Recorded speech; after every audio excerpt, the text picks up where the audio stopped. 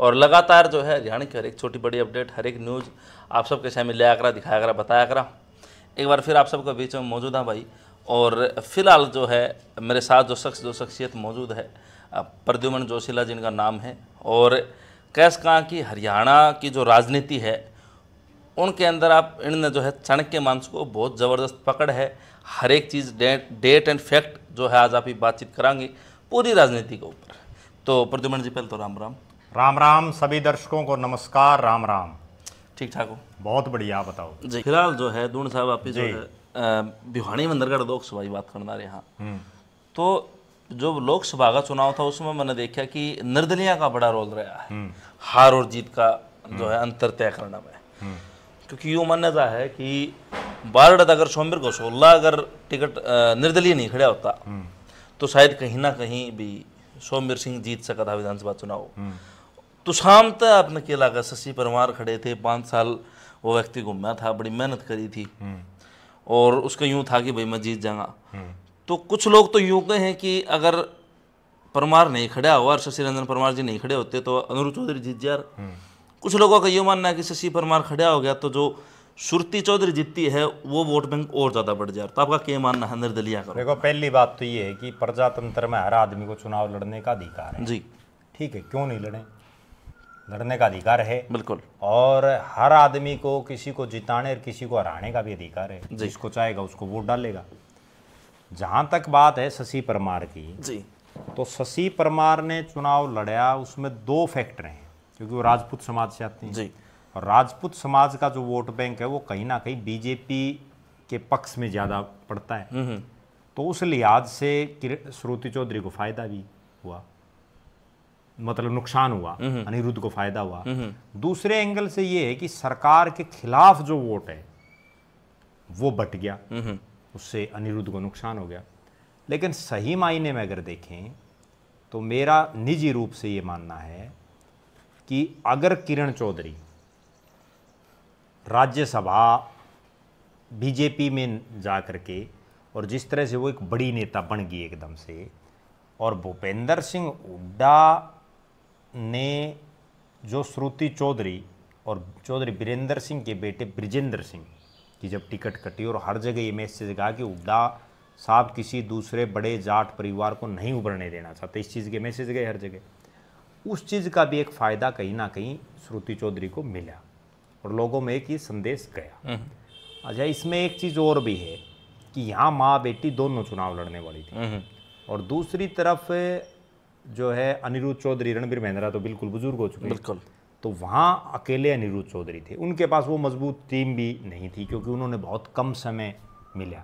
तो सामने बहुत थोड़े समय से वो तैयारी कर रहे थे। प्लस में धर्मवीर सिंह मैडम की तरफ, धर्मवीर सिंह का देखो नेचुरल बात है, वहाँ 2 ताकतें इकट्ठी होगी। अगर वही मतलब धर्मवीर सिंह और ये अलग अलग होते तो कुछ और होता परिणाम, कई ताकतें एक साथ इकट्ठी होगी। और अनिरुद्ध चौधरी को तो क्या था कि किरण चौधरी के पास तो वो पुरानी टीम थी, ठीक है, इसको अपना नया सिस्टम शुरू करना पड़ा। अब जो आदमी नया सिस्टम एकदम से करेगा तो उसमें नेचुरल बात है। अच्छा, एक चीज़ और मैं आपसे, चौधरी धर्मवीर सिंह की अगर आप ही बात करना जी, तो देखा गया कि लोकसभा चुनाव जो 2024 का था तो मैडम किरण चौधरी का इतना सपोर्ट चौधरी धर्मवीर सिंह को नहीं मिल पाया जितना इंतजार था कि भाई मैडम मदद कर देगी। और 2019 में यूँ बताऊँ कि कहीं ना कहीं चौधरी धर्मवीर सिंह की मदद कहीं ना कहीं मैडम किरण चौधरी की तरफ देखी गई थी। अब लोकसभा चुनाव में चौधरी धर्मवीर सिंह, मोहित चौधरी जी, उनकी धर्मपत्नी मुन्नी जी और लाला जो उनके भाई हैं, तो सारा परिवार जो है श्रुति चौधरी खातर गाम गाम हो रहा था। तो कितना के देखो भाई राजनीतिक पंडित माना जाए चौधरी धर्मवीर सिंह की राजनीति किस तरह रही है और क्या आगे रहेगा? देखो, मेरा तो ये मानना है कि राजनीतिक आदमी अपने परिवार को, अपने बेटों को, बेटियों को राजनीति में सेट करना चाहते हैं।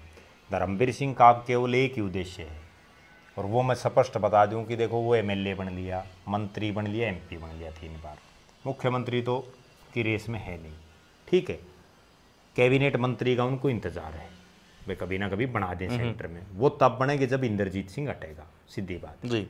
जब तक इंद्रजीत सिंह बैठा है तब तक धर्मवीर सिंह का नंबर नहीं आएगा। तो अब धर्मवीर सिंह का तो केवल एक ही मोटो है कि उनका बेटा किसी तरह से राजनीति में सेट हो जाए, मोहित चौधरी जी आ जाए, मोहित चौधरी राजनीति में सेट हो जाए, क्योंकि जो राजवीर सिंह लाला है उसको चुनाव लड़ा के देख लिया धर्मवीर सिंह ने।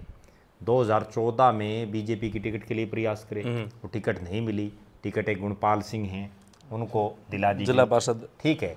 और उसके बाद जो है राजवीर सिंह लाला ने निर्दलीय चुनाव लड़ा, और निर्दलीय में जितने एफर्ट्स राजवीर सिंह कर सकते थे वो करे उसने, बिल्कुल, लेकिन नहीं हार पाई किरण चौधरी। उसके बाद उस चुनाव में भी यही हुआ था कि अब जो तिकोनी मुकाबला था ना वही हो गया था वहाँ भी। तो अब जो है किरण चौधरी की बेटी राजनीति में सेट होगी, अब धर्मवीर सिंह को अपना बेटा सेट करना है। किरण चौधरी और धर्मवीर सिंह राजनीति का उनका जो कैरियर के आखिरी जो साल हैं वो हैं दोनों के, नेचुरल बात है। उस लिहाज से अब धर्मवीर सिंह भी ये चाहता है, मैं जो समझ पा रहा हूँ, कि भाई जो चौधरी बंसीलाल के साथ उनका लगातार परिवार के साथ लगातार 36 का आंकड़ा रहा, वो अब कितने एक दिन लंबा चलाएंगे। ठीक, अगली पीढ़ियों में कहीं ना कहीं वो उतना मादा भी नहीं है, जितना जो झारूपन, जितनी लड़ने की अक्षमता धर्मवीर सिंह की थी वो मोहित चौधरी की थोड़ी है, जितनी सुरेंद्र सिंह की थी वो श्रुति चौधरी की थोड़ी है। तो अब तो सारे लगभग सेटिंगों से चुनाव लड़े जाने, लगभग हरियाणा प्रदेश में।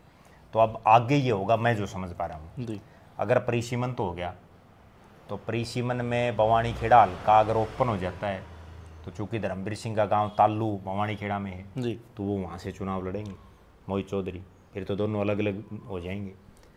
अगर भिवानी ग्रामीण नया बन जाता है तो धर्मवीर सिंह का लड़का वहाँ से भी चुनाव लड़ सकता है। और धर्मवीर सिंह की ये भी कोशिश रहेगी कि पार्लियामेंट का चुनाव लड़ा जाए, दूसरी तरफ किरण चौधरी की भी कोशिश रहेगी। अच्छा, इनमें से यूँ है नहीं, एक पार्लियामेंट का लड़ेंगी, एक विधानसभा का लड़ेंगे। अगर परिसीमन नहीं होता तब हालात खराब उस समय हो जाएंगी जब किरण चौधरी को राज्यसभा में नहीं भेजा जाए, क्योंकि फिर किरण चौधरी भी फ्री हो जाएंगी, तो वो भी चाहेंगी कि मैं चुनाव लड़ूं कहीं ना कहीं से। तो ये चर्चा है कि तुषाम जो हल्का है ये रिजर्व होगा अगर भवानी खेड़ा अगर ओपन हो जाता है तो, क्योंकि यूं माना जाए जिले में एक हल्का रिजर्व रह जाएगा। तो उसके बाद अब आपने बता दिया कि भाई जो है मोहित चौधरी खातर तो 2 हल्के बता दिए अपने, भिवानी ग्रामीण और जो है भवानी खेड़ा अगर हो जाए। बारडा पे भी नजर नहीं उसकी, लेकिन सुरती चौधरी फिर कहाँ, चौधरी जेपी दलाल जी जो कि लोहार तो लड़ दिए हैं, उनके भी नहीं, उसमें एक बात है, अगर परिसीमन होता है ना तो एक हल्का तो बढ़ेगा भिवानी में, नेचुरल बात है। वो भिवानी ग्रामीण बढ़ो, सिवानी बढ़ो, कैरू बढ़ो, कोई ना कोई नया बनेगा, मुंडाल भी बन सकता है। तो उस लिहाज से एक हल्का में परिसीमन के बाद परिस्थितियाँ बदल जाती हैं। पिछला जब परिसीमन हुआ ना तो आप ये देखो 2009 में कितने एक नए नेता पैदा हुए, क्योंकि उसमें हल्के टूट जाते हैं, फिर नया सिस्टम नया होता, वो तो बाद की बात है, अभी उस पर कुछ कह नहीं सकते। क्योंकि लोग यूँ माने हैं कि भाई प्री सीमन में जो सिटिंग सरकार है वो ऐसे वो अपने हिसाब से तोड़ फोड़ करेगी, कोई दो राय नहीं उसमें। तो क्या ये मानने कि अगला चुनाव कांग्रेस कितनी हिम्मत मार ले, देवीलाल परिवार कितना हिम्मत मार ले, तो बीजेपी फिर दोबारा हरियाणा में आओगी फिर इसका हिसाब? मेरा ये मानना है कि बीजेपी जो ये विपक्षी पार्टी है ना, ये तो जितना जोर दम खम था इन महीने लगा के देख लिया। अच्छा, ये बीजेपी अपने बोझ से पड़ जाएगी, मैं जो समझ रहा हूँ। अच्छा, अपने बोझ से क्यों पड़ जाएगी? जैसे हम हर रोज़ देख रहे हैं बीजेपी में परिवारवाद हावी हो चुके हैं। जो कांग्रेस में जो कल्चर था ना परिवारवाद का, गुटबाजी का, वो बीजेपी में बढ़ गया। आप ये देखो, आज से 10 साल या 15 साल पहले देश में किसी को ये याद है लाल कृष्ण आडवाणी के जो संतानें हैं वो कौन कौन है? बहुत कम गिनती के लोगों को पता है, ठीक है। मुरली मनोहर जोशी के जो संतानें हैं वो बहुत कम लोगों को पता है। लेकिन आज क्या हालात है, आज हरियाणा की सरकार की अगर मैं बात करूँ, नायब सिंह सैनी की धर्मपत्नी सुमन सैनी जगह जगह सार्वजनिक कार्यक्रमों में जा रही है। क्या वो परिवार, वो कोई पद पे थोड़ी है, ठीक बात, वो ठीक है। जो सरकार में मुख्यमंत्री की धर्मपत्नी जिन प्रोटोकॉलों में जिन पदों पर होती वही है। बीजेपी के जितने मंत्री हैं, मंत्रियों के बेटों को तो छोड़ दो आप, उनके भतीजे तक भी गनमैन ले घूम रहे हैं, ठीक है। बताओ कौन सा प्रोटोकॉल है? हर जगह। अब जो सिरसा में मनीष सिंगला का जो एक मामला हुआ गणेश सिलाल के बेटे का, एक डीएसपी ने उनको निकाल दिया। भाई मनीष सिंगला कौन से पद पे है? ठीक बात है। क्या वो कोई एमपी है, कोई एमएलए है, क्या है? वो कोई चेयरमैन है पार्टी का? एक ठीक है, उसके पिताजी गवर्नर रहे हैं, क्या मतलब पुलिस वालों का ये काम रह गया कि वो भाई यूं देखती रहे भाई कौन सा नेता है, कौन सा बेटा है, कौन सा पुत्र है, कौन सा पुत्री है, क्या है। हर जगह ये चीज़ हावी हो चुकी है और उस हावीपने में बीजेपी अपनी ही गलतियों से मार खा जाएगी। मतलब बीजेपी खुद से ही हारेगी, खुद से ही हारेगी, मैं जो समझ पा रहा हूँ। समय बदलता रहता है सबका। अब कांग्रेस हारी, कांग्रेस अपनी गलतियों से हारी। जितने जो ये स्कैम उछाले बीजेपी ने उस समय, या अरविंद केजरीवाल ने, अन्ना हजारे की एक मूवमेंट हुई, वो उस चीज़ में बचाव ही नहीं कर पाई अपना। वो बता ही नहीं पाए कि भाई हमने कॉमनवेल्थ घोटाला हमारे राज्य में हुआ या नहीं हुआ, 2G स्पेक्ट्रम हुआ या नहीं हुआ, जनता तक वो अपनी बात ही नहीं रख पाई। जबकि दूसरी तरफ उसका प्रचार इतना कर दिया गया। आज के दिन केवल और केवल राजनीति मैनेजमेंट और मार्केटिंग है। आप सारा दिन से लोगों के पैर पकड़ लो, लोग वोट नहीं डालते। लोग केवल हा उल्ला मार्केटिंग मैनेजमेंट के हिसाब से चुनाव जीतते हैं। अच्छा, एक चीज़ और है, आप बता रहे थे भाई सोनान नॉन सोनान का आपने जिक्र करा लुहारू में, तो वैसे ही इस चुनाव में मैंने देखा भिवानी दादरी अगर जिले की बात करा तो या कि पुराना भिवानी जिले की, तो जाट नॉन जाट भी कहीं ना कहीं देखा गया था चुनाव में। लेकिन एक बात दून साहब, आप भी एक जाट समुदाय था, आप आओ हो, तो जाट जो हैं वो बीजेपी में भी तो हैं, मतलब MLA भी हैं, MP धर्मवीर सिंह भी जाट हैं, मैडम किरण चौधरी भी जाट है, सुरती चौधरी भी जाट है, दलाल साहब भी जाट हैं। तो यह भावना किस तरह है कि भाई बीजेपी जाट के खिलाफ है, या नॉन जाट बीजेपी में हैं, या जाट बीजेपी के वोट कौन गिर दे, या किसान व जाटे हैं, यो के मामला है, ये किदवंती है, मिथ्या है या सच्चाई है, के है? मैं एक बात बताऊँ आपने, बीजेपी ने, मैं जो समझ रहा हूँ, भले ही जाट को मुख्यमंत्री नहीं बनाया, लेकिन बीजेपी ने जाट समाज के नेताओं को इतनी बड़ी बड़ी चौधरें दी जो कोई कल्पना नहीं कर सकता। और जिन जाट नेताओं का जितना ब्योंत था ना राजनीतिक रूप से, उससे बड़े बड़े पद दिए। मैं उदाहरण बताता हूँ आपने, हरियाणा से आने वाले आचार्य देवव्रत, जो कभी ना MLA बने, ना MP बने, ना कुछ भी नहीं बने, उनको गवर्नर लगा रखे जी, लगातार वर्षों से राज्यपाल हैं। हरियाणा से आने वाले चौधरी बीरेंद्र सिंह, जो जिंदगी में कभी मंत्री नहीं बन पाए कैबिनेट के केंद्र में, उनको कैबिनेट मंत्री बनाया, बड़े पावरफुल महकमे दिए, ठीक है। उनकी धर्मपत्नी को विधायक बना, उनके बेटे को MP बनाया। कांग्रेस ने बनाया किसी को? नहीं बना ना, जब वो कांग्रेस में थे। धर्मवीर सिंह को जिंदगी में कांग्रेस ने सांसद नहीं बनाया, जबकि बीजेपी ने लगातार 3 बार बना दिया। किरण चौधरी को जिंदगी में कांग्रेस ने MP नहीं बनाया, भारतीय जनता पार्टी ने बना दिया। आते बना दिया। श्रुति चौधरी को जिंदगी में कांग्रेस ने मंत्री नहीं बनाया, MP तो बनी थी, ठीक है, यहाँ जो है मंत्री बना दिया गया। उसके बाद हरियाणा के अलग अलग इलाकों में चौधरी रणजीत सिंह, ठीक है, इतना पावरफुल, उनको मंत्री बनाया, पावरफुल महकमों का। फिर लोकसभा की टिकट दी, जयप्रकाश दलाल को मंत्री बनाया, मईपाल ढांडा को मंत्री बनाया, कमलेश ढांडा को मंत्री बनाया, कैप्टन अभिमन्यु 10-10, 11-11, 1 दर्जन महकमे उनके पास, इतने पावरफुल। ओम प्रकाश धनखड़ को इतने पावरफुल महकमों का मंत्री और फिर प्रदेश अध्यक्ष बनाया। सुभाष बराड़ा को प्रदेश अध्यक्ष बनाया, राज्यसभा का सांसद बनाया। वे जाट समाज से बीजेपी के जो नेता हैं, उनको देने में तो कोई कसर नहीं छोड़ी बीजेपी ने। लेकिन समस्या बताऊं आप लोग को क्या है, जाट समाज क्यों नहीं बीजेपी के साथ लग रहा, मैं जो समझ पा रहा हूँ। हालांकि ये नहीं वो बिल्कुल नहीं लग रहा, लग रहे हैं, लेकिन बहुत बड़े स्तर पर क्यों नहीं लग रहा, उसके पीछे मैं जो समझ पा रहा हूँ एक बहुत बड़ा कारण ये है कि ये 1 दर्जन के आसपास नेता जो मैंने आपको गिनाए हैं, अभी भी सुरेंद्र पुनिया को प्रदेश महामंत्री बना रखे हैं, बड़ा पावरफुल पद है। 1 दर्जन के आसपास ये नेता हैं, लेकिन इन नेताओं ने जाट समाज की सुध नहीं ली। ये नेता जाट समाज के लोगों के बीच में नहीं गए उस बड़े स्तर पर जिस स्तर पर जाना चाहिए था। अब आपका गांव है, आपका गांव भी जाट डोमिनेटेड गांव जी, आपके गांव में मैंने ये बताओ कि ये जितने जाट नेता हैं और बड़े गांव में हैं, ठीक है, आसपास के गांव प्रभावित होते हैं मिरान गांव से। आसपास के जो गांव हैं वो मिरान से उनकी राजनीति चलती है, बिल्कुल, क्योंकि मिरान का वो चौक हो गया, वहाँ सारे बैठते हैं। बिल्कुल, मेरे जो याद आ रही है, या तो रणजीत चौटाला आपके गांव में गए हैं जी, ठीक है, धर्मवीर और किरण, चलो भाई उनका इलाका है, उसके अलावा बताओ मैंने कौन सा गया है? ये जितने जाट नेता बने हैं कौन सा आता है? बिल्कुल, सारे गांव में। अब हमारा गांव है, जाट डोमिनेटेड गांव है, कौन सा भी नेता नहीं आया, ठीक है ना। जब ये आते ही नहीं तो लोग क्यों इनके साथ लगेंगे? जबकि दूसरी तरफ आप एक दूसरे एंगल से सोचो, कार्तिकेय शर्मा है, निर्दलीय जीते हैं, बिल्कुल, आज उसकी मैं MLA है बीजेपी की, उसके बावजूद वो जगह जगह ब्राह्मण समाज के कार्यक्रमों में जा रहा है, जा रहा है ना।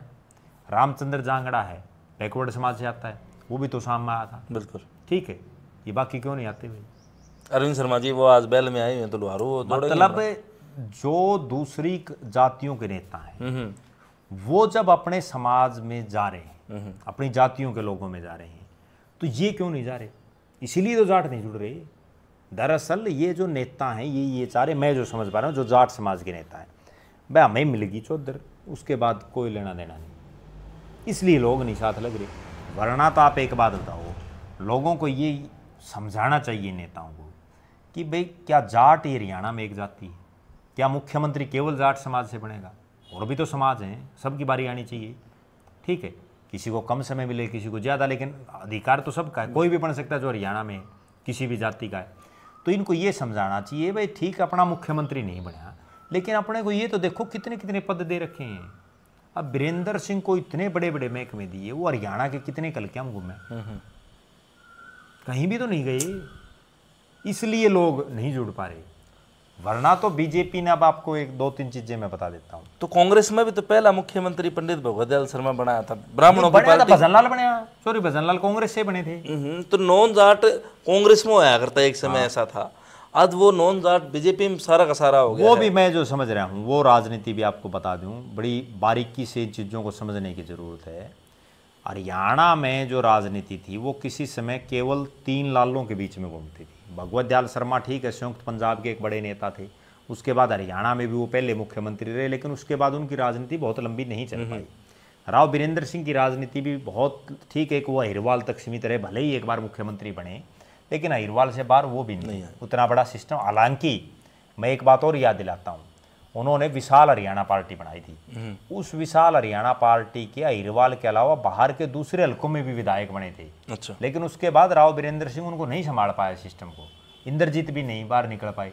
इतने बड़े जो 5 योजनाओं से लगातार मंत्री इंद्रजीत सिंह, 2 योजनाओं में तो मनमोहन सिंह के साथ था, अब 3 योजनाओं से मोदी के साथ है। और बताओ वो कितने गाँव में गया? आपके गाँव में आया है कभी? नहीं आया ना। ठीक है, तो शाम हल्के में भी यादव बाहुल्य कुछ एक गांव है, लेकिन नहीं आ रहे। ठीक है, कोई अगर 5, 10, 20 साल में भूले बिसरे कभी आ गए तो वो कोई आना थोड़ी है। तो अब जो मैं बात बता रहा था आपको, राजनीति जातीय सिस्टम से चलनी शुरू होगी। ठीक है, भौगोलिक परिस्थितियों से चलनी शुरू होगी। अब लोग ये नहीं देखते, एक वो समय था चौधरी देवीलाल ने कहाँ सीकर, कहाँ फिरोजपुर और कहाँ रोहतक, तीनों जगह से चुनाव लड़ लिया। एक जगह से वो हार गए, 2 जगह से जीत गई। आज के नेता नहीं हिम्मत कर पा रहे। भूपेंद्र सिंह हुड्डा ने अपने घर से बाहर एक चुनाव लड़ा, अगले चुनाव में नहीं लड़ पाए। हाँ, भूपेंद्र हुड्डा के नैना चौटाला पिछला चुनाव बारडा से लड़की, इस बार क्यों नहीं लड़ा? हिम्मत ही नहीं है। एक बार तो ठीक है, आप जनता को भुका सकते हैं, लोग बहकावे में वोट देते हैं, काम पे कोई वोट नहीं देता। एक बार बका लिए, बार बार कैसे बकाओगे? जैसे दुष्यंत चौटाला को पिछली बार 1 लाख के आसपास वोट मिले उचाना से, और इस बार 8,000 वोट भी नहीं ले पाया। ये है हालात। तो हुड्डा साहब की बात करा दोनों साहब, तो कांग्रेस का हार का कारण क्या था? कांग्रेस खुद या एक शब्द हुड्डा कांग्रेस के लग गया? मैं मानता हूँ सबसे बड़ा कारण गलत टिकट वितरण, ओवर कॉन्फिडेंस। जो हुड्डा शब्द है वो तो एक अलग चीज बढ़ गई। उससे बड़ी बात क्या थी? कांग्रेस में गलत टिकट वितरण हुआ, ओवर कॉन्फिडेंस इतना था कि भाई हम तो किसी को दे देंगे वही चुनाव जीत जाए। आप एक बात बताओ, सोमवीर सिंह का बारडा में क्या है भाई? नहीं, 52-84 है, चलो बेशक हो 84, जो आदमी लोहारू में लगातार 3 चुनाव हार गया अपने इलाके में, तो बारडा से कैसे कल्पना कर सकते हो आप जीत जाएगा? तो सोमवीर को 16 को मिलनी चाहिए थी उनकी जगह। किसी को भी मिल जाती, वो कोई जरूरी नहीं भाई सोमवीर को 16 या कोई भी, मतलब बहुत सी टिकटें ऐसी। या प्रदीप नरवाल है, उसका बवानी खेड़ में क्या था? तो रामकिशन फौजी जी भी तो हार चुके थे, बेशक हार चुका था रामकिशन फौजी, और भी तो हल्के में बहुत थे। आप एक चीज देखो, 5 साल नारे तो लगाए हैं और लोग, और एकदम से कोई आदमी और वो टिकट ले आते। विनेश फोगाट जुलाना में 80 आदमी टिकट मांग रहे, वो 80 आदमी 5 साल नारे लगाए उन्होंने, 10 साल लगाए, किसी ने 15 साल लगाए, टिकट विनेश फोगाट को दे दी। ठीक है, वो बाड़ बाड़ जीत की चुनाव हो, लेकिन वो कोई जीत थोड़ी है, 70,000 से जीत की कल्पना थी उसकी। ठीक है, और वो जीत केवल इसलिए गई कि बीजेपी ने वो हल्के से बाहर का कैंडिडेट दे दिया। अगर हल्के का कोई ढंग का कैंडिडेट होता तो हार गई थी वो भी चुनाव। बहुत सी सीटें इस ढंग से। अच्छा, दूसरी बात, एक बहुत गंभीर बात मैं बताऊं आपके चैनल के माध्यम से, कांग्रेस के जो कैंडिडेट थे उनमें से ज्यादातर तो ऐसे थे जो मंत्री बन के सो रहे थे, कोई उप मुख्यमंत्री बन के सो रहा था, वो सारे हरा दिए लोगों ने, उन्होंने किसी से बात ही नहीं करी। अब कोई भी एक हल्का उठा के देख लो, उस हल्के में 20-30 आदमी टिकट मांग रहे थे जी, वो उन 20-30 में से ज्यादातर के पास गया ही नहीं। वो इस घमंड में था कि मैं तो जीत रहा हूँ, मैंने जरूरत ही नहीं। मेरे पास ऐसे ऐसे लोगों के फोन आ रहे हैं, वो ये कह रहे हैं जी हमने करोड़ों रुपए लगाए और जिस आदमी को टिकट मिली वो हमारे घर ही नहीं आया वोट मांगने के लिए। वो नेगेटिव पॉइंट बन गया वो चुनाव। बोले वो उससे जब लोगों ने ये पूछा भाई क्यों नहीं आ रहा, बोले मैं तो जीत रहा हूँ, मैंने जरूरत ही नहीं इसकी। वो और कॉन्फिडेंस ले बैठा। जबकि बीजेपी ने क्या कराया, बीजेपी ने एक एक पॉइंट पे काम किया। मैं आपको एक बड़ी अचंभे की बात बताता हूँ, यही कांग्रेस अगर लोकसभा में 5 की बजाय 2 जीत जाते ना ये, तो इनका राज बनता आ रही है, क्योंकि फिर ये ओवर कॉन्फिडेंस भी नहीं आते। हाँ अभी हो गया। बीजेपी जब 10 से 5 पाई, क्योंकि 2019 में 10 एमपी थे, 10 से जैसे ही वो 5 पाई तो उनका दिमाग ठिकाना पा गया। उनके एकदम ये दिमाग में आ गया भाई जब हम लोकसभा में 10 पे 5 पा गए तो विधानसभा में तो तारी 40 है, 40 पे तो 20 पाओगे। ये सच्चाई है। बीजेपी के जो थिंक टैंकर हैं जो इस चुनाव को लड़ रहे थे, उनमें कई मेरे मित्र हैं, उनसे मेरी बातचीत आज भी होती है और उस समय भी हो रही थी। उन सब के पास भी यही इनपुट था कि हमारी 17, 18, 20 सीटें आएंगी। और जैसे ही कांग्रेस में टिकट वितरण हुआ, जैसे ही कांग्रेस के कोई एमएलए ये कहता है, कोई प्रत्याशी ये कहता है मैं तो मेरा घर भरूंगा, मेरे रिश्तेदार भरूंगा, फिर नौकरी लगा देंगे, फलाना कर देंगे, लोगों को वो चीज़ें दिमाग में आ गई भाई ये तो ये चौधरी को निपटे हैं। उसके बाद क्या हुआ कि वो फिर 25, 26, 30, 35 लास्ट के 2 दिन तक भी, आखिर जो चुनाव प्रचार जब तक था उस दिन तक भी ये हालात थी कि बीजेपी 30 के आसपास घूम रही थी। और 30 से जो 48 का सफर था ना 18 सीटों का, वो आखिर के 2 दिनों में जो बीजेपी ने मैनेजमेंट की उसकी बदौलत था। कांग्रेस वाले तो घर आए मंत्री बन के सो रहे थे। एक मेरे को एक कांग्रेस प्रत्याशी मिल गया था, वो बोला मैं तो उप मुख्यमंत्री बनूंगा भाई। अच्छा पहले बोले मैं तो बनूंगा उप मुख्यमंत्री। ठीक है, वो लोगों ने एमएलए भी कौन बनाया, वो पहले पद बट चुके थे, आ दिया बुरी तरह से। अब क्या लग रहा है भाई हुड्डा साहब का क्या रहेगा, क्योंकि दीपेंद्र हुड्डा पहले आ रहे थे, अरविंद शर्मा जीते, इस बार जीत गए थे, ठीक है, और नु कहें हुड्डा साहब की जो सीट है वह रिजर्व कर देगी बीजेपी, तो क्या लगा है राजनीतिक करियर। फिर ऊपर तो आपने नु बताई, आप बता रहे थे लोगों में यह भावना है कि भाई रोते रोते मकाम कराया हुड्डा साहब ने, तो क्या रहेगा पीछे की राजनीति और अब की राजनीति कितना बदलाव आप देखोगे हुड्डा साहब की राजनीति? देखो मेरा ये मानना है कि लोगों को आज भी विकल्प चाहिए, कोई दो राय नहीं है। बीजेपी भले ही तीसरी बार सत्ता में आ गई है, लेकिन आप ये देखो कि वो सत्ता में कितने कुछ से आएगी। 6,000 वोटों का फर्क है, ठीक बात है, 0 पॉइंट कुछ % का फर्क है, और सिर्फ 2 सीट फालतू हैं बहुमत से जी। 48 है, 46 में बहुमत है। पहली बार हरियाणा के इतिहास में इतना मजबूत विपक्ष बने, आज तक कभी नहीं बना। जिस विपक्ष में 5 एमएलए, 5 एमपी, जिस विपक्ष के पास 39 एमएलए, 2 इंडियन नेशनल लोकदल के और 37 कांग्रेस के, ठीक है, इतना मजबूत विपक्ष है। लोग तो आज भी ये चाहते हैं कि बीजेपी का कोई ऑप्शन मिले, लेकिन समस्या क्या है कि ना तो कांग्रेस वाले मेहनत करे। 7 महीने हमको दिखे आपने, ठीक है, ना इनेलो ना जेजेपी। इनेलो में तो समस्या ये हो रही है कि लोग ये चाहते हैं कि अब सिंह आ गया है, लेकिन अब सिंह का जो रवैया है बोलने का, वो किसी से भी तू तड़ाक की भाषा में बात कर लेते हैं। तो आज के दिन बाबू बेटे की नहीं, मतलब बेटा बाप की नहीं सुनता, ठीक है, आज के दिन हर आदमी को इज्जत चाहिए। तो उसकी वजह से आज भी विकल्प कोई दिख नहीं रहा। और जहाँ तक मैं मान रहा हूँ, दीपेंद्र हुड्डा 5 बार के सांसद बन गए, लोकप्रिय आज भी हैं, भले ही चुनाव हार गए हों, और मेहनती भी हैं, इसमें भी कोई दो राय नहीं है। लेकिन मेरा एक सुझाव है उनको, वो ये है कि सार्वजनिक रूप से चौधरी भूपेंद्र सिंह हुड्डा और दीपेंद्र सिंह हुड्डा को हरियाणा की जनता से अपनी गलती माननी चाहिए। क्या गलती माननी चाहिए? जनता कौन से इतनी उम्मीदें थी, सबके दिमाग में ये था कि भाई सरकार आई जी, वो गलतियां हुड्डा परिवार से भी हुई हैं। वो गलतियां क्या हुई कि गलत टिकट वितरण भी हुआ, ओवर कॉन्फिडेंस में थी। लास्ट के कुछ दिन में हुड्डा परिवार के लोगों का रवैया भी बदल गया था, आपसी फूट, ठीक है, कांग्रेस की। वो तो नेचुरल, वो तो रहेगी, हमेशा रही है, आज नहीं, ये तो बीजेपी में होगी। जितना बड़ा कुनबा होगा ना, जिस घर में 10 चौधरी होंगे तो उनमें जूत बाजेगा, वो तो उसको रोक ही नहीं सकते। लेकिन आपसी फूट के बावजूद भी तो सरकार बनती है। 2005 में मैं आपको बताऊं, अब तो कुछ भी नहीं है, अब तो केवल भूपेंद्र हुड्डा और शैलजा दो ही मुख्यमंत्री के चेहरे दिख रहे थे। 2005 में तो 10 थे। राव इंद्रजीत अपनी ढपली बजा रहे थे, जो है चौधरी सुरेंद्र सिंह अपना दावा कर रहे थे, ओम प्रकाश जिंदल अपना कर रहे थे, बीरेंद्र सिंह अपना कर रहे थे, शैलजा अपना कर रही थी, हुड्डा अपना कर रहे थे।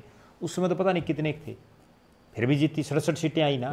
फूट तो हमेशा रही है कांग्रेस में, हमेशा। देखो, पहले भगवत दयाल शर्मा बीरेंद्र सिंह, राव बीरेंद्र सिंह के धड़े बन गए, उसके बाद भगवत दयाल शर्मा बंसीलाल के भी बन गए, बंसीलाल भजनलाल के बन गए, भजनलाल भूपेंद्र हुड्डा के बन गए, अब भूपेंद्र हुड्डा और किरण और के बन गए, ठीक है, अब भूपेंद्र हुड्डा और शैलजा और के बन गए। ये तो हमेशा चलता रहता है, बीजेपी में नहीं है।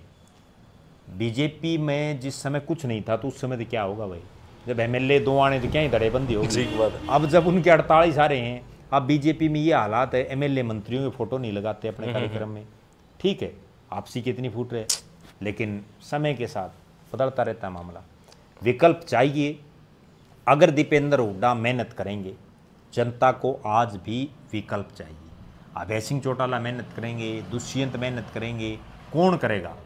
अब तक 7 महीने में तो कोई नजर आया नहीं, अब आगे कौन आएगा वो? एक चीज़ ये भी है, कल मैं भवानी खेड़ा गया था, उस टाइम पे यह बात चल रही थी, तो रतेरा के और भवानी खेड़ा हल्के कुछ लोग बैठे थे भाई, तो वह बोले कि भाई जो है ना, बीजेपी ने 8 तारीख ने चुनाव परिणाम आया और 9 तारीख तक अपनी तैयारी शुरू कर दी 2029 की, और अन्य जो पार्टियां हैं, विपक्ष जो है, वो आप वाली बात अब तक कोई नजर नहीं आया है। तो यो कितना मतलब बदलाव लिया हुआ है ये परिस्थिति? नहीं यार, बिल्कुल सच्चाई है, कोई दो राय नहीं है। भारतीय जनता पार्टी 24 घंटे 365 दिन की राजनीति करती है। जैसे ही, अच्छा ये आज से नहीं है, आपको एक बहुत गजब बात और बताता हूँ। अब तो 14 के बाद इनका राज आ गया, तब अपन ये चीज़ें दिख रही हैं। ये 14 से पहले भी यूं ही लगे रहा थे, लेकिन तब लोग इनको नहीं एक्सेप्ट करते थे।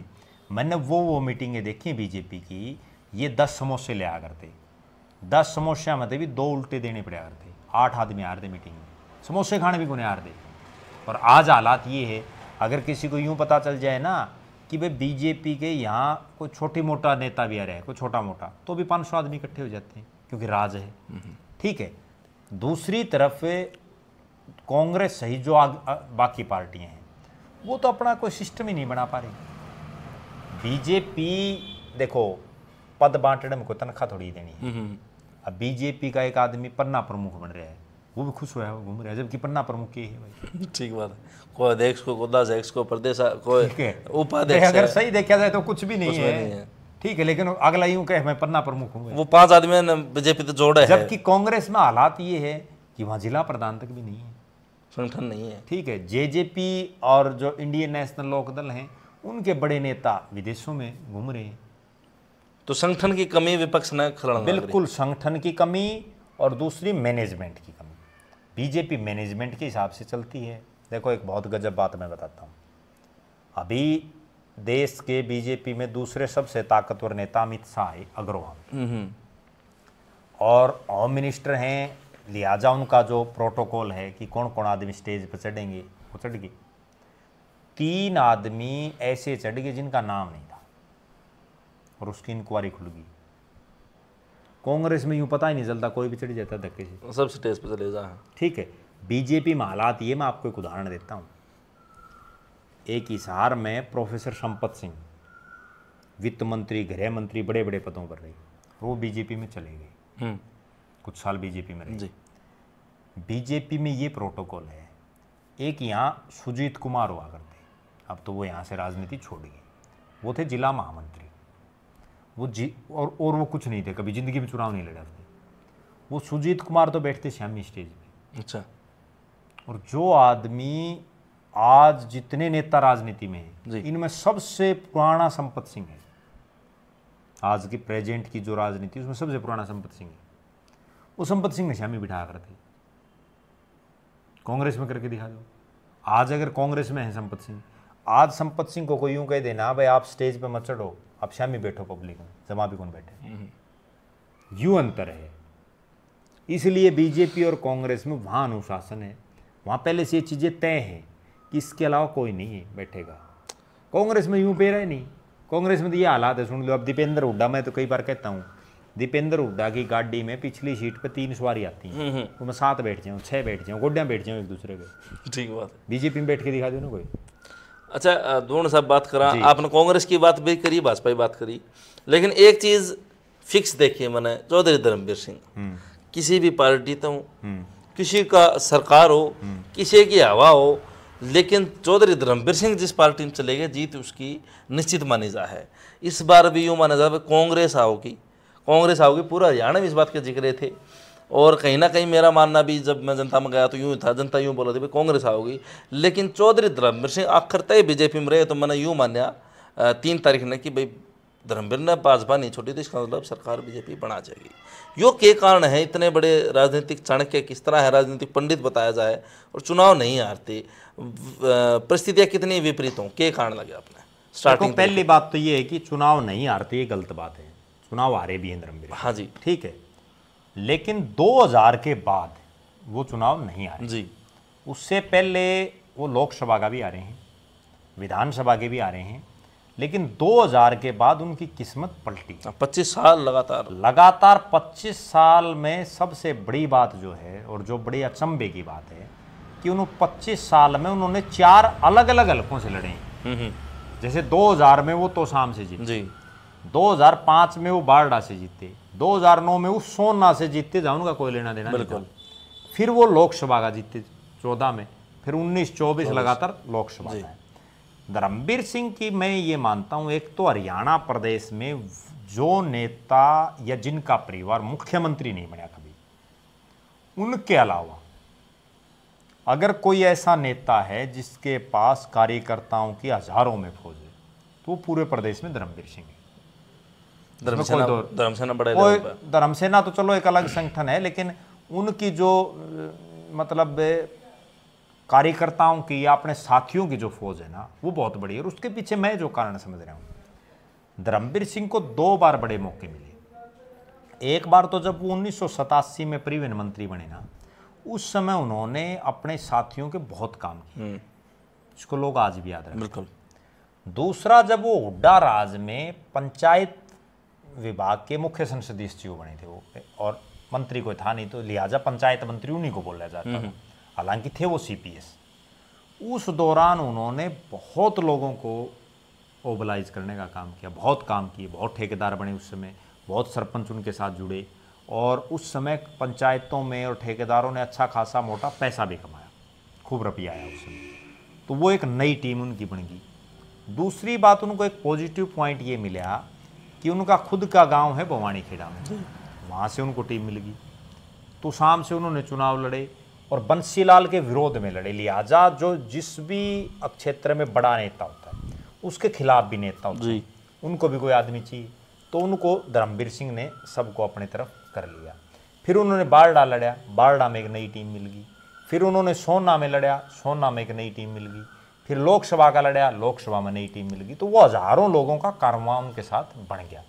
दूसरा, उनकी जीत में एक बहुत बड़ा योगदान राव इंद्रजीत सिंह का भी जी।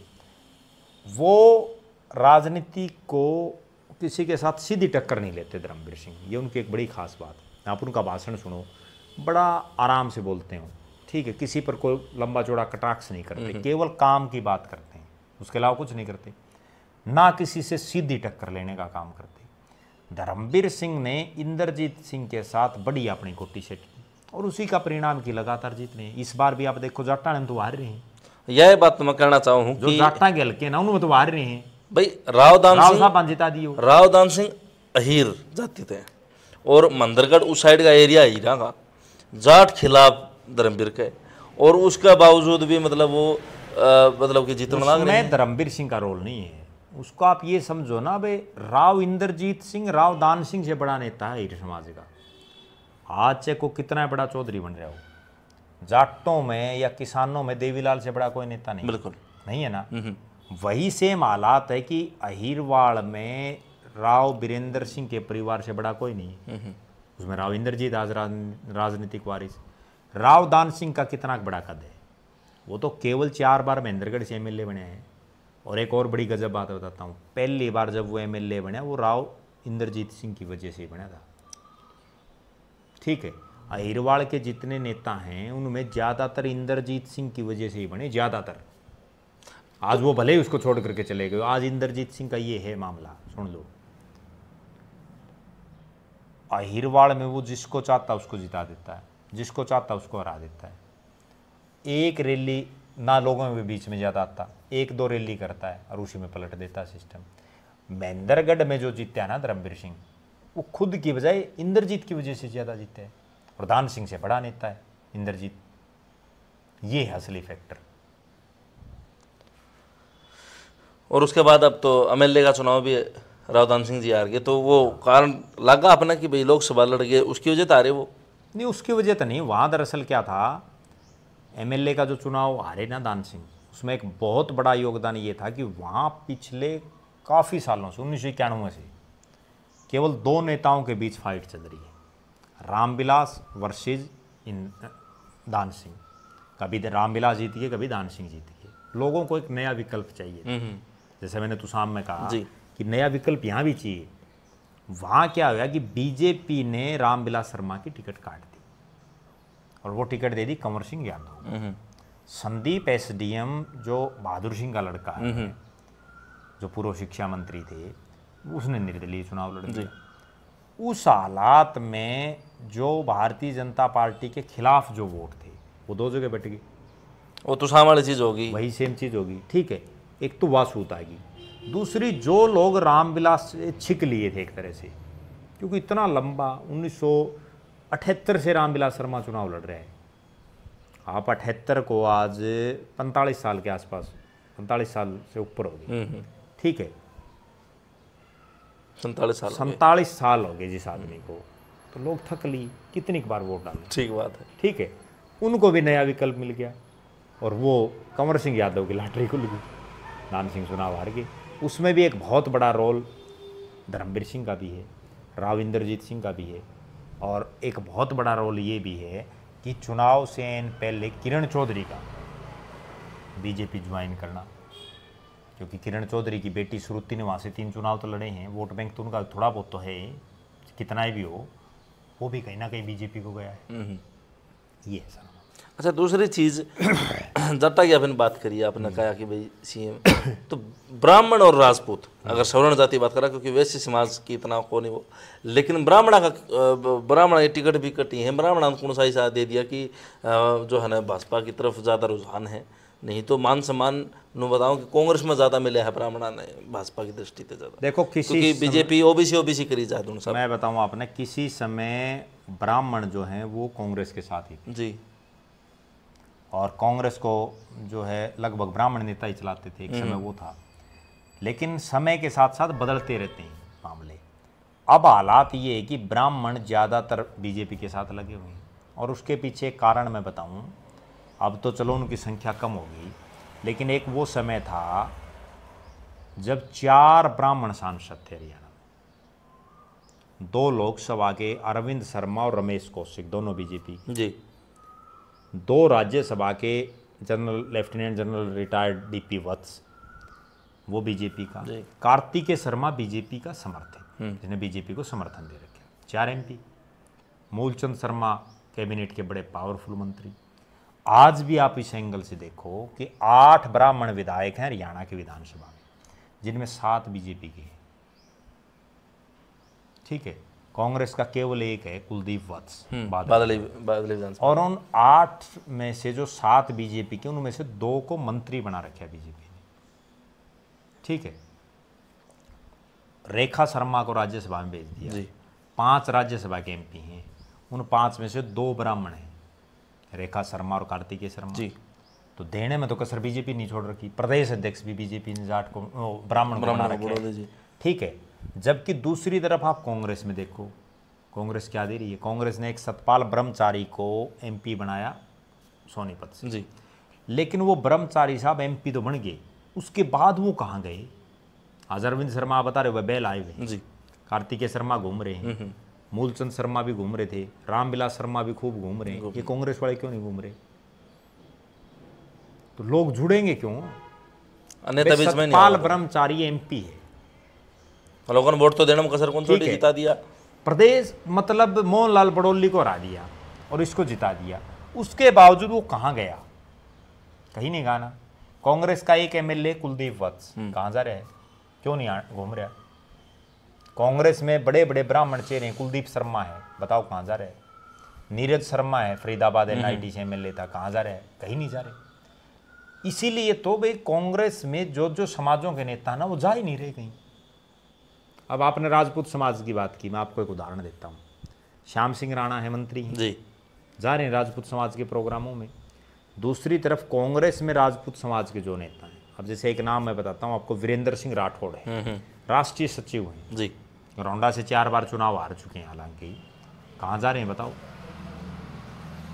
तो जो कांग्रेस में उन समाजों के नेताओं कहीं जा ही नहीं रहे, इसलिए तो सारा सिस्टम खराब हो गया। लोग इसलिए नहीं जुड़ रहे, लोग तो तभी जुड़ेंगे ना। आज मान लो अरविंद शर्मा आ रहा है, तो क्या सतपाल ब्रह्मचारी को नहीं जाना चाहिए? जाना चाहिए ना। बिल्कुल क्या कुलदीप शर्मा को नहीं जाना चाहिए? जाना चाहिए। लेकिन वो नहीं जा रहे, इसलिए वो सिस्टम नहीं बन पा रहा। ये है असली कहानी। तो नेताओं की कमी है कि नेता जनता के बीच में नहीं बिल्कुल, जो कांग्रेस में हैं उनकी कमी ये है, उनना चाहिए सिर्फ रहते। जिता दो और फिर हमें से दो ना बात हाँ, ये है। बस और कुछ नहीं है। जबकि बीजेपी लगातार उनको कामों में रखती है, लगातार मीटिंग में मीटिंग रखती है, लगातार आदेश जारी होते हैं, कर दो भाई जाओ, ये जा नहीं रहे कहीं। अच्छा, चौधरी धर्मवीर सिंह की आप इतने जिक्र कर रहे थे, तो चौधरी धर्मवीर सिंह 3 बार सांसद है और बंसीलाल की पूरा बंसीलाल परिवार है वो एक तरह से आप ही कहाँ तो लगभग आ चुके हैं, ठीक है। तो फिर भी पीछे एक मीडिया में खबर थी, आपने पढ़ी होगी कि भाई मोदी जी का वजीर बनाया जा सका है चौधरी धर्मवीर ने, तो उस बारे में क्या कहना है? क्या वो चीज़ है? वो मैंने पहले बोल दिया आपने, वो तभी बनेंगे जब राव इंद्रजीत हटेगा। हाँ, तब तक वो सीधी बात है, जब तक इंद्रजीत है, क्योंकि इंद्रजीत और जो धर्मवीर है दोनों का एक इलाका है, ठीक है, दोनों की एक ही बात है। अब यूं तो है नहीं, पहले 3 मंत्री में 4 बन जाएंगे हरियाणा ठीक से। बात है। हरियाणा तो छोटा प्रदेश है, ठीक है, अभी चुनाव भी नहीं है। मेरा ये मानना है कि धर्मवीर सिंह मंत्री बनेंगे। मैं जो समझ रहा हूँ इंद्रजीत की छुट्टी होगी, क्योंकि इंद्रजीत सिंह 2 मामलों में अब बीजेपी के फिट नहीं बैठेंगे। एक तो उनकी उम्र 75 साल से ऊपर, उसमें वो नहीं आएंगे। दूसरा, एक व्यक्ति एक पद। यहाँ क्या हो रहा है कि उनकी बेटी मंत्री बना दी और वो खुद केंद्र में मंत्री हैं, तो इस पे बड़े सवाल उठ रहे हैं परिवारवाद के। तो उस चक्कर में इंद्रजीत सिंह का पद जाएगा। और मैं अगली भी बता देता हूँ, अगला चुनाव भी आरती राव को बीजेपी लोकसभा का लड़ाएगी, इंद्रजीत सिंह को रिटायरमेंट कर देंगे और फिर अटेली से कोई नया आदमी आएगा चुनाव लड़ने के लिए। कौन आएगा वो समय बताएगा। एक परिवार की अपन बात करी, बंसीलाल जी के परिवार की, 3 लाल आप बताओ, देवीलाल, भजनलाल और चौधरी बंसीलाल जी। और दूसरा परिवार अगर अभी बात करें भजनलाल जी की, तो उनका परिवार एक टाइम था जब वो सीएम बने और एक लहर हरियाणा में उस टाइम पर भजनलाल का नाम पर चुनाव हुआ था, हुड्डा साहब जिस टाइम पर बनाए गए। तो आज उनका परिवार जो है वो एक तरह तो यूँ मान लो हंसी के ऊपर है, समाप्त हो चुकी है उनकी राजनीति। उनका पोता वो हार चुका। तो के कारण रहे कि जो है ना, एक भजनलाल का नाम आया था बिश्नोई, आज भी बिश्नोई समाज चौधरी भजनलाल जी का नाम पर झुका है कि भाई हमारा तो भजनलाल था, और आज वो चीज़ दिखाई नहीं देती। क्या कारण लगे आपने इस बारे में? मैं सीधी ये बात मान रहा हूँ कि कुलदीप बिश्नोई के लगातार राजनीतिक गलत फैसले चौधरी भजनलाल की राजनीतिक विरासत को ले बैठे। वो लगातार इस तरह के फैसले, उनके आज तक के जितने भी राजनीतिक फैसले हुए वो ज़्यादातर गलत साबित हुए और उसका परिणाम जो है भुगतना पड़ रहा है। वरना तो आप एक बात बताओ, जिस बिश्नोई समाज से चौधरी भजनलाल आते थे उसका कोई बहुत लंबा चौड़ा वोट बैंक भी प्रदेश में नहीं जी। उसके बावजूद वर्षों तक वो मुख्यमंत्री रहे, केंद्र में मंत्री रहे, बड़े पावरफुल नेता रहे और उनकी तूती बोलती थी ना केवल हरियाणा में बल्कि राजस्थान की भी बहुत बड़े इलाके में। एक अच्छा खासा वोट बैंक था। खुद चौधरी भजनलाल 3 अलग अलग लोकसभाओं से सांसद रहे। वो करनाल से सांसद बने, फरीदाबाद से बने, हिसार से बने।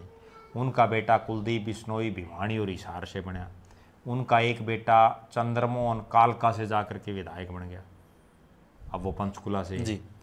और उनका भतीजा फतेहाबाद से विधायक बना, दूडाराम। उनके बेटे की जो धर्मपत्नी है रेणुका बिश्नोई वो हाँसी से एमएलए बनी। तो लोगों ने जिताने में तो कोई और कसर नहीं छोड़ी, लेकिन लगातार कुलदीप बिश्नोई के जो है राजनीतिक फैसले उनके परिवार की राजनीतिक विरासत को ले डूबे। वो उनको ये समझ ही नहीं आता। देखो आप उनकी राजनीतिक सोच देखो, जिस कांग्रेस को उन्होंने ये कह करके छोड़ा भाई यहाँ तो भूपेंद्र हुड्डा की चलती है, यहाँ तो जो है सोनिया राहुल को उन्होंने पता नहीं क्या क्या बोला, और जब उनके 2 एमएलए आए, पहले मैं उनकी एक चीज़ और बता देता हूँ। 2005 में जब 67 विधायक आए, उस समय भजनलाल जी को नहीं बनाया गया मुख्यमंत्री, और मेरी भी उस समय चौधरी भजनलाल से बात भी हुई थी, और उनके और भी साथी ये बात कहते हैं कि भजनलाल जी इस पक्ष में नहीं थे कि कुलदीप बिश्नोई अपनी अलग पार्टी बनाए। लेकिन उसके बावजूद 2 दिसंबर 2007 को कुलदीप बिश्नोई ने रोहतक में अपनी पार्टी बना ली। उस रैली जैसी रैली कोई इंडिविजुअल आदमी नहीं कर सकता। मैं खुद उस रैली में मौजूद था। उस रैली में इतनी भीड़ थी कि रैली तक बुक करवाई गई थी, आप अंदाजा लगा लीजिए। उसमें सबसे बड़ी गलती कुलदीप ने क्या की कि लोगों को ये था कि आज कुलदीप बिश्नोई इस्तीफा दे देगा लोकसभा से, भिवानी से एमपी था उस टाइम पे, नहीं दिया, कंडीशन रख दी। और उसके बाद अपने पिता चौधरी भजनलाल, 2 और विधायकों, धर्मपाल मलिक गोहाना से विधायक था, प्रदेश कांग्रेस का अध्यक्ष रहा है, एमपी भी रहा है जी, और एक राकेश कंबोज जी, इंद्री से विधायक, 3 आदमियों के इस्तीफे करा दिए। मतलब जो आदमी पार्टी बना रहे वो आप तो इस्तीफा नहीं दे रहे, दूसरे करवावा है, और अपने पिता और दूसरे नेताओं को बली बना रहे हैं। लोग तो तभी से समझने लग गए थे। 3 जगह बाई इलेक्शन हुआ, चौधरी भजनलाल बड़ी मुश्किल से जीत पाए और 2 जगह से हार गए चुनाव। ना धर्मपाल मलिक जीत पाए, ना इंद्री से जीत पाया राकेश कंबोज। और उसके बाद हालात ये है कि धर्मपाल मलिक का राजनीतिक कैरियर 0 हो गया, राकेश कंबोज का राजनीतिक कैरियर 0 हो गया, और चौधरी भजनलाल के परिवार का भी 0 हो गया। फिर क्या हुआ, 2009 में 6 विधायक इनके बने, हजका बनाई हरियाणा जनहित कांग्रेस PL, 6 में से 5 एमएलए बाकी इनके। उस समय भी कांग्रेस अल्पमत में थी, 40 विधायक थे। अगर कुलदीप बिश्नोई को कांग्रेस में जाना ही था, जैसा वो बाद में गया, तो उसी समय चला जाता। 6 विधायकों में क्या पता मुख्यमंत्री बना देते, नहीं बनाते तो डिप्टी CM बना देते, जैसे दुष्यंत जी को बनाया गया, ठीक है, और क्या पता मुख्यमंत्री बन जाता। फिर एक मिर्चपुर कांड हुआ, उस समय हर जगह ये चर्चा थी कि आज अगर कुलदीप बिश्नोई या चौधरी भजनलाल का परिवार कांग्रेस में होता तो मुख्यमंत्री बनते। बहुत राष्ट्रीय अंतर्राष्ट्रीय स्तर पर मामला चला गया था, वो खुद राहुल गांधी तक आए थे। उसके बाद फिर 2014 का चुनाव होता है, केवल 2 विधायक बने, खुद कुलदीप बिश्नोई और उनकी धर्मपत्नी। उसके बाद आप उसका फैसला ये देखो कि वो आदमी बीजेपी की सरकार, और वो फिर राहुल गांधी के पास जाके कांग्रेस ज्वाइन कराया। भाई या तो तू राज में चला जा, ठीक बात है। फिर कांग्रेस में चला गया, कांग्रेस में फिर मुख्यमंत्री बनने के सपने, प्रदेश अध्यक्ष बनने के सपने। 2019 का चुनाव आया, अपने उस बेटे को चुनाव लड़ा दिया लोकसभा का, जिसको राजनीति का कह कहेगा नहीं पता था, वो बुरी तरह से हारा, खुद आदमपुर में भी हार गया। ठीक है, ब्रिजेंद्र सिंह आदमपुर में जीता, तो क्यों नहीं कुलदीप बिश्नोई ने चुनाव लड़ा।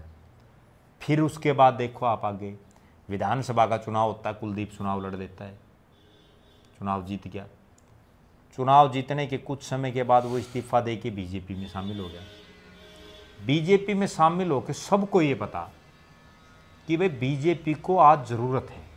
क्यों ज़रूरत थी? क्योंकि बीजेपी के तो 40 एमएलए थे, बहुमत से नीचे थी वो, और वो आदमपुर की सीट जीतना चाहते हैं। फिर खुद लड़ने के बजाय अपने बेटे को लड़ा दिया। अगर वो खुद चुनाव लड़ता तो मैं बड़े दावे के साथ ये कहता हूँ कि उसको मंत्री बनाना पड़ता, बीजेपी को मजबूरी हो जाती, क्योंकि वो 2 बार का एमपी था, एमएलए रहा था कई योजना। भव्य बिश्नोई पहली बार का एमएलए, और उसको फिर मंत्री नहीं बनाया।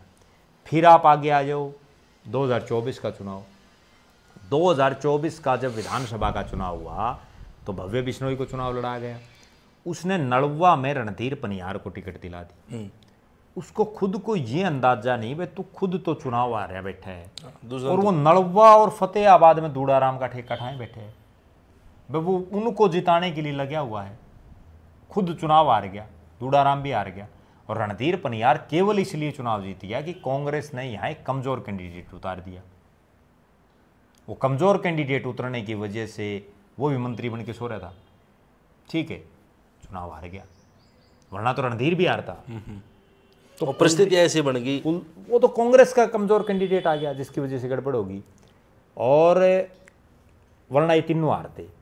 इसलिए कुलदीप बिश्नोई कोई अंदाजा ही नहीं है। अब आप अगली बात सुन लो, 7 महीने हो गए आज बताओ कहाँ है कुलदीप बिश्नोई? कहीं दिखता नहीं, कहीं और नहीं, लोगों के बीच नहीं रहता। दूसरी तरफ उसी का बड़ा भाई है चंद्रमोहन बिश्नोई जी। आप देखो राजनीति में कैसे अप डाउन आते हैं। 1993 में वहाँ एक मौजूदा विधायक का निधन हो गया जी, बाई इलेक्शन हो गया पंचकुला में। और जैसा मैंने पहले कहा कि हर बाप अपने परिवार को आगे बढ़ाना चाहता है, चाहे वो राजनीति हो। चौधरी भजनलाल ने अपने उस बेटे चंद्रमोहन बिश्नोई को वहाँ से बाई इलेक्शन लड़ाया, जिसका कोई लेना देना नहीं था उस हल्के में, ना कोई बिश्नोई वोट वहाँ, ना उनका कोई गांव। वो एमएलए बने, फिर 96 में बने, 2000 में बने, 2005 में बने, और 2005 में उप मुख्यमंत्री बन गया। फिर एक फिजा का प्रकरण हुआ, उसके बाद वो ख़त्म हो गई उनकी राजनीति। लेकिन वो आदमी लोगों के बीच में रहा, वो पंचकुला की जनता के बीच में रहा। आज उस 2005 के बाद 2024 में उसकी दोबारा बोर्ड आई, दोबारा विधायक बन गया वो, केवल इसलिए कि जनता के बीच में वो रहा, लगातार रहा। जबकि कुलदीप बिश्नोई लोगों के बीच में नहीं रहता, इसलिए वो सारा सिस्टम आदमपुर का गढ़ टूट गया इस बार, यही कहानी। बिल्कुल वो धक्के से खुद कुलदीप की कमियों की वजह से। वरना तो कांग्रेस ने जिसको टिकट दी ना चंद्र प्रकाश को, उसका भी कोई लेना देना नहीं था आदमपुर से, वो तो नलवा से टिकट मांग रहा था। उसको तो ये पता ही नहीं था बेचारे को भाई कौन से गांव है, कौन से वर्कर हैं, क्या है। वो तो केवल लोगों को कुलदीप बिश्नोई का परिवार हराना था। अब उनके खिलाफ हो गए लोग और अगेंस्ट में वोट डाल दिए। बस बस बस ये हालात थे। अच्छा, भजनलाल परिवार, बंसीलाल परिवार जी, तीसरा बचा चौधरी देवीलाल जी का परिवार जी, जो कि किसान नेता माने जा, और आज के दिन हर एक आदमी देवीलाल जी का नाम पर झुका है आज तक जी, मतलब आदर मान रखे हैं। आज उनका परिवार भी हंसी के ऊपर है, 2 टूक हो रहे हैं, 2 फाड़ हो रही हैं। तो क्या लगा है ये परिवार इकट्ठा होगा? क्या मजबूत विपक्ष आने वाले समय में जो है देवीलाल जी का परिवार हो उसका है बीजेपी के खिलाफ? देखो अभी तो लगता नहीं कि ये परिवार इकट्ठा होगा, और कमज़ोर भी ये इसलिए होगे कि जिस भी परिवार में आपसी फूट पड़ती है वो नेचुरल बात है, चाहे वो कोई भी एंगल हो, कोई भी काम धंधा करता वो कमज़ोर होगा जी। चौधरी देवीलाल का परिवार, पहली बार ये हालात बनी है इस देवीलाल परिवार की कि आज तक के हरियाणा के इतिहास में देवीलाल परिवार की पार्टियों के सबसे कम 2 विधायक बने हैं। इंडियन नेशनल लोकदल के 2 बने हैं, जेजेपी का 1 भी नहीं बना, और जो है निर्दलीय रणजीत सिंह भी चुनाव हार गए। पहली बार ऐसा हुआ है हरियाणा के इतिहास में जब इंडियन नेशनल लोकदल, जेजेपी या रणजीत चौटाला, यानी देवीलाल परिवार में जो 3 दलें हैं, उन तीनों के जो मुखिया वो तीनों चुनाव हार गए। अभय सिंह चौटाला हार गया, दुष्यंत चौटाला हार गया, रणजीत चौटाला हार गया। गांव में जैसे सारे दर्शक इस चीज़ से बड़ा इत्तेफाक रखेंगे कि सरपंच का चुनाव कोई लड़े और वो मेंबर भी खड़े कर दे आपकी, वो मेंबर तो चुनाव जीत जाए और सरपंच हार जाए, तो फिर क्या फ़ायदा है? कोई फ़ायदा नहीं ना। अब ये मेंबर बने जाओ जो सरपंच हारेगी इनकी। तो इसलिए देवीलाल परिवार की तरफ लोग निगाह आज भी लगाए हुए हैं, लेकिन मेहनत नहीं कर पा रहे। जब तक मेहनत नहीं करेंगे तब तक बात बनेगी नहीं। क्योंकि 87 सीट निकाली थी किसी टीम, 85 सीट निकाली थी। 87 में 85 आई थी जी। वो 85 अकेली देवीलाल की पार्टी की नहीं आई थी, वो देवीलाल की पार्टी के साथ बीजेपी भी थी, निर्दलीय भी थे। टोटल जो देवीलाल के लोग जो खड़े थे वो 85 मुख्य पार्टी, हाँ वो मुख्य पार्टी उनकी थी चौधरी देवीलाल की। समय समय पर अपनी पार्टियों के नाम बदलते रहते थे। और उसके बाद इनके परिवार की भी मैं बता देता हूँ आपको थोड़ा विस्तार में। चौधरी देवीलाल के परिवार में सबसे पहले राजनीति शुरू की इनके बड़े भाई चौधरी शाहबराम ने, वो एमएलसी रहे, और उसके बाद वो राजनीति में बहुत ज़्यादा आगे अपना नहीं कर पाए। उन्होंने अपने छोटे भाई देवीलाल को अपनी राजनीति सौंप दी। देवीलाल विधायक रहे, प्रदेश के मुख्यमंत्री रहे। उनके नाम एक ऐसा रिकॉर्ड है कि वो 3 अलग अलग राज्यों से चुनाव लड़े एक साथ। राजस्थान के सीकर से लोकसभा का चुनाव लड़े, पंजाब के फिरोजपुर से लोकसभा का चुनाव लड़े और हरियाणा के रोहतक से लड़े। वो सोनीपत लोकसभा से भी लड़े चौधरी देवीलाल किसी समय, ठीक है। अलग अलग हलकों से भी लड़ लेते हो, कभी मैम से, कभी गिराई से, कभी रोड़ी से, कभी कहीं से, भट्टू से, मतलब कहीं से भी खड़े हो जाते थे। देश के उप प्रधानमंत्री बने वो लगातार 2 बार, 2 प्रधानमंत्रियों के साथ उप प्रधानमंत्री बने। और देवीलाल की सबसे खास बात ये थी कि वो मास लीडर थे, वो नेता बनाते थे। कर्नाटक, केरल, तमिलनाडु का वो इलाका जहाँ के लोगों को हिंदी और हरियाणवी समझ में नहीं आती, वो लोग भी लाखों की तादाद में चौधरी देवीलाल को केवल देखने के लिए आते थे। वह धरती पर ऐसा इंसान कौन है जिन्हें सारा सिस्टम घुमा रखे, ठीक है। 6 फुट से ज़्यादा का उनका कद था, बड़े हट्टे कट्टे थे, बड़े रोबिला उनका जो है कद काठी थी। उसके बाद देवीलाल के 4 बेटे। बड़ा बेटा ओम प्रकाश चौटाला। ओम प्रकाश चौटाला एमएलए रहे, मुख्यमंत्री रहे वर्षों तक, 5 बार। ये भी एक रिकॉर्ड है, कभी नहीं, वर्षों तक नहीं टूटेगा, क्योंकि 3 बार लगातार मुख्यमंत्री और कौन बनेगा, 3 बार और चाहिए। नायब सैनी भी 2 बार बने हैं, मनोहर लाल खट्टर भी 2 बार बने, भूपेंद्र सिंह हुड्डा भी 2 बार बने, 3 बार और चाहिए इनको। ओम प्रकाश चौटाला 5 बार मुख्यमंत्री रहे। उन 5 में भले ही 5 साल उनकी एक ही बार बनी है, 5 साल तो 2000 से 2005 तक रहे, नहीं तो वो कभी 6 दिन रह गए, कभी कुछ एक दिन, कुछ एक महीने, यूँ उनका सिस्टम चला। लेकिन वो 5 साल मुख्यमंत्री रहे। इंडियन नेशनल लोकदल के वो राष्ट्रीय अध्यक्ष भी रहे। वो रोड़ी से विधायक बने, वो जो है नरवाना से विधायक बने, उचाना से बने, वो भी अलग अलग हलकों में खड़े हो जाते थे। उनके भी 2 बेटे। अजय सिंह चौटाला ने अपनी राजनीति राजस्थान से शुरू की, वो नौहर और दातारामगढ़ से विधायक बने। उसके बाद भिवानी से सांसद बने, हिसार से लोकसभा का चुनाव लड़ा लेकिन हार गए। वो डबवाड़ी से विधायक बने। हरियाणा में अपने राजनीतिक जीवन में वो केवल एक ही बार विधायक बने, हरियाणा से, डबवाड़ी से। इंडियन नेशनल लोकदल के जो है वो इंसो के और युवा इनेलो का उन्होंने बड़ा जिम्मा संभाला जी। अजय सिंह चौटाला के जो छोटे भाई हैं अभय सिंह चौटाला, इस बात का भी बहुत कम लोगों को पता है, उन्होंने भी अपनी राजनीति की शुरुआत राजस्थान से की थी। वो संगरिया से उन्होंने चुनाव लड़ा था, लेकिन वो 3रे नंबर पर रहे थे, जिसकी वजह से लोग अब उस चीज़ को भूल गए। अभय सिंह चौटाला रोड़ी से विधायक रहे, एलनाबाद से विधायक रहे। उन्होंने उपचुनाव ज़्यादा लड़े। हरियाणा के अगर देखा जाए तो वो ऐसे नेता मिलेंगे जिन्होंने सबसे ज़्यादा उपचुनाव लड़े, जीते हैं। क्यों? क्योंकि ओम प्रकाश चौटाला 2 सीटों से लड़ते थे, रोड़ी से, नरवाना से, उसके बाद एलनाबाद और उचाना से, और दोनों से जीतते थे। तो वो रोड़ी या एलनाबाद को खाली करते थे, फिर अभय सिंह वहाँ से लड़ते थे, विधायक बन जाते थे वो। एलनाबाद में पहली बार चौधरी देवीलाल या चौधरी ओम प्रकाश चौटाला का परिवार ये चुनाव आ रहा है। अभय सिंह चौटाला ने 2 चुनाव सांसद के भी लड़े हैं। उन्होंने 2004 में कुरुक्षेत्र से लड़े, हार गए। 2024 में फिर कुरुक्षेत्र से लड़े, हार गए। और वो एमएलए बने 2014 से, और 2019 तक विपक्ष के नेता। ओलंपिक संघ के भी वो प्रधान रहे। अजय सिंह चौटाला के 2 बेटे, दुष्यंत चौटाला हिसार से 25 साल की उम्र में सांसद बने।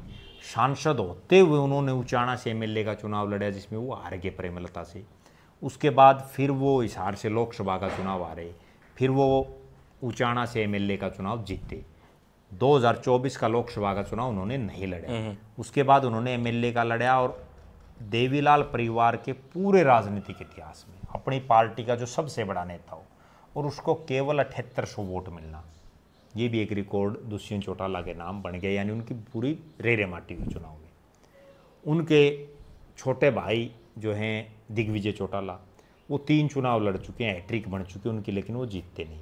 वो जींद से लड़े बाई इलेक्शन, फिर सोनीपत से एमपी का लड़े, और इस बार वो डबवाड़ी से एमएलए का लड़े, तीनों वो हार गए। अजय सिंह चौटाला की धर्मपत्नी नैना चौटाला ने अजय सिंह चौटाला के जेल में जाने के बाद 2014 में डबवाड़ी से एमएलए का चुनाव लड़ा, वो जीत गई। 2019 में उन्होंने फिर जेजेपी से लड़ा बारडा से, वो जीत गई। 2024 में उन्होंने लोकसभा का चुनाव लड़ा हिसार से, और वो हार गई। उसके बाद विधानसभा का उन्होंने नहीं लड़ा। दूसरी तरफ अभय सिंह चौटाला की अगर बात करें, अभय सिंह चौटाला की धर्मपत्नी कांता चौटाला ने जिला परिषद का चुनाव लड़ा, और वो हार गई। आदित्य देवीलाल, उन्हीं के चचेरे भाई ने उनको हरा दिया, अभय सिंह के चचेरे भाई ने। उसके अलावा उन्होंने विधानसभा कोई चुनाव नहीं लड़ा। उसके बाद अगर आ जाएं अभय सिंह के दो बेटे करण चौटाला और अर्जुन चौटाला। करण चौटाला ने जिला परिषद का चुनाव लड़ा पिछली योजना, वो जीत के जिला परिषद के वाइस चेयरमैन बन गए। इस बार उन्होंने जिला परिषद का चुनाव लड़ा और जिला परिषद का चुनाव जीत करके वो जिला परिषद के चेयरमैन बन गए। अर्जुन चौटाला ने कुरुक्षेत्र लोकसभा से एमपी का चुनाव लड़ा, वो हार गए, 2019 में लड़ा था उन्होंने। 2024 में उन्होंने लोकसभा का नहीं लड़ा, एमएलए का लड़ा रानिया से, और अपने दादा रणजीत चौटाला को उन्होंने हरा दिया, पहली बार विधायक बने। यहाँ मैं एक गजब बात और भी बता देता हूँ, अभय सिंह चौटाला अपने गांव चौटाला में पंच भी रहे, यानी मेंबर का चुनाव लड़ा उन्होंने। वो जिला परिषद के सदस्य भी रहे हैं, जिला परिषद के चेयरमैन भी रहे हैं, यानी उन्होंने जीरो से शुरुआत की अपनी, पंच से और विधायक तक वो बने। फिर आ जाओ ओम प्रकाश चौधरी देवीलाल का दूसरा बेटा है प्रताप सिंह चौटाला, वो अपनी ज़िंदगी में एक बार विधायक बने। उसके बाद उनके अपने पिता से, जैसे रणबीर महिंद्रा की और बंसीलाल की बिगड़ गई थी, ऐसे ही अनपढ़ हो गई थी।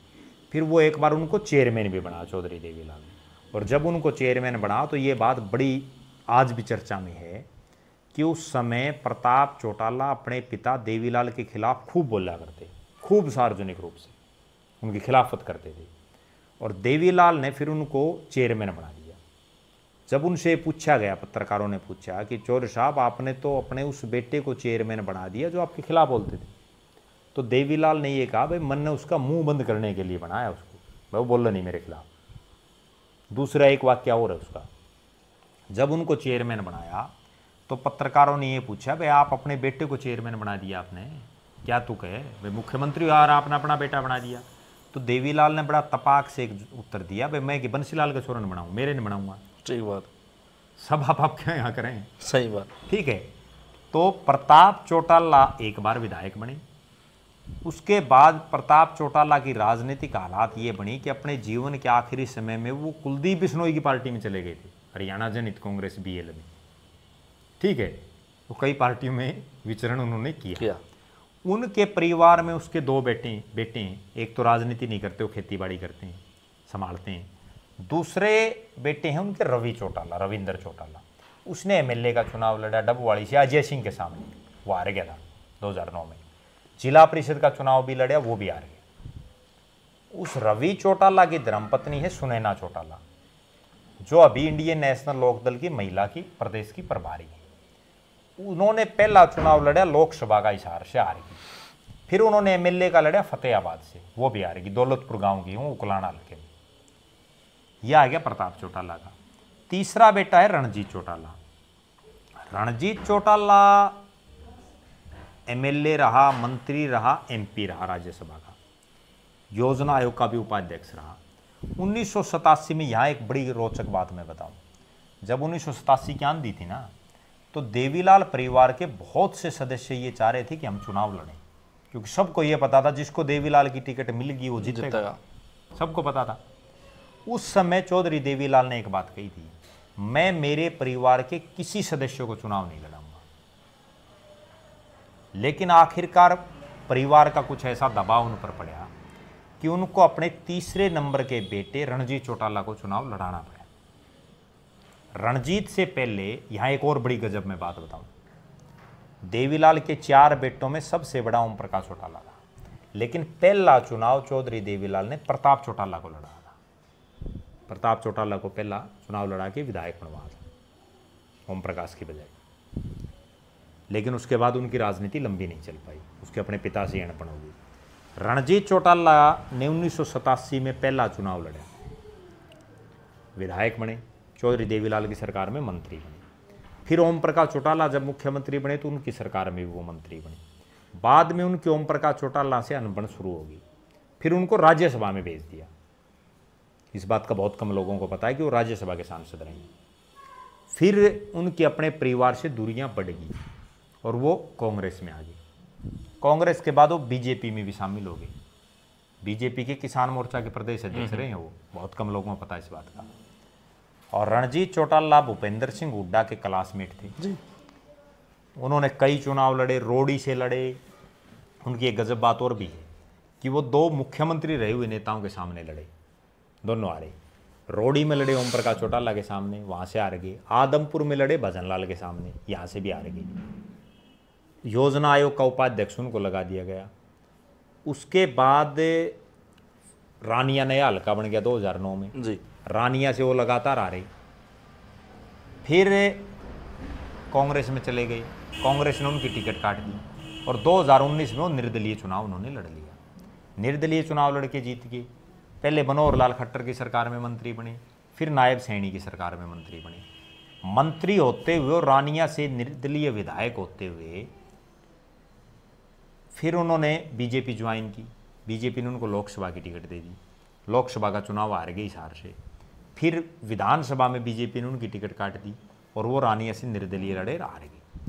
रणजीत सिंह के 2 बेटे, एक बेटा युवा अवस्था में उसका देहांत हो गया था, संदीप नाम था उसका, और दूसरा बेटा गगनदीप, उसने कोई चुनाव नहीं लड़ा। अब रणजीत चौटाला के जो पोता और पोती हैं वो राजनीति में आगे चुनाव लड़ने की इच्छुक दिख रहे हैं। चौथा जो बेटा है जगदीश, देवीलाल के परिवार में 3 बेटे विधायक रहे, लेकिन जगदीश चौटाला ने कभी कोई चुनाव नहीं लड़ा। वो भी युवा अवस्था में उनका देहांत हो गया था। उस जगदीश चौटाला के 3 बेटे हैं, आदित्य, अभिमन्यु और अनिरुद्ध। उसमें आदित्य ने जिला परिषद का चुनाव लड़ा पहले और अपनी भाभी अभय चौटाला की जो धर्मपत्नी है कांता चौटाला, उनको हराया। फिर वो पहले थे वो आम आदमी पार्टी में किसी समय, फिर उन्होंने अपना एक युवा बोलेगा एक संगठन बनाया। उसके बाद वो बीजेपी में चले गए। बीजेपी ने उनको एमएलए का चुनाव लड़ाया, डबवाड़ी से हार गए वो चुनाव। फिर बीजेपी ने उनको जिला प्रधान भी बनाया, उससे पहले उनको चेयरमैन भी बनाया, फिर चेयरमैन बनाया, जिला प्रधान होते हुए भी चेयरमैन बनाया। फिर इस चुनाव में बीजेपी छोड़ के वो इनेलो में आ गए और पहली बार वो विधायक बने। जो 2 और बेटे हैं उनके, उनमें अनिरुद्ध राजनीति में पर्दे के पीछे सक्रिय है और अभिमन्यु अभी उतना सक्रिय नहीं है। ये है पूरा चौधरी देवीलाल के परिवार का आज तक का। इनके कई रिश्तेदार और वो तो बहुत हैं, वो तो बहुत लंबी लाइन लग जाएगी। और एक रिकॉर्ड और है इनके परिवार के नाम, 100 से ज़्यादा चुनाव लड़ चुके हैं।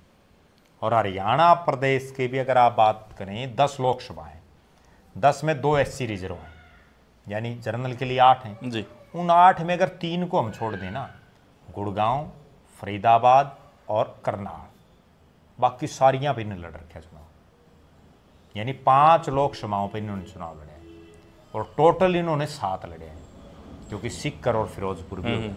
और विधानसभा में तो 20 के आसपास हल्के ऐसे बैठते हैं जहाँ इस परिवार ने चुनाव लड़े हैं। तो बहुत लंबा राजनीतिक, सबसे बड़ा इन्हीं का है।